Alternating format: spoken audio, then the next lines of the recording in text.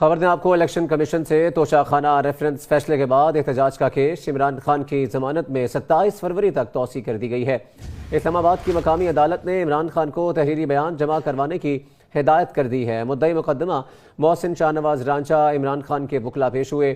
Chairman P T I کی طبی بنیادوں پر استثناء کی درخواست منظور کر لی گئی۔ عمران خان کا پیم سے طبی معائنہ کروانے کی مدعی کی استدعا مسترد کر دی گئی ہے۔ تو مدعی مقدمہ محسن شاہ نواز رانجھا، عمران خان کے وکلاء، یہ تمام تر لوگ پیش ہوئے ہیں توشہ خانہ کیس میں۔ الیکشن کمیشن سے توشہ خانہ ریفرنس فیصلے کے بعد احتجاج کا کیس ہے۔ عمران خان کی ضمانت میں 27 فروری تک توسیع کر دی گئی ہے۔ اسلام آباد کی مقامی عدالت نے عمران خان کو تحریری بیان جمع کروانے کی ہدایت کر دی ہے۔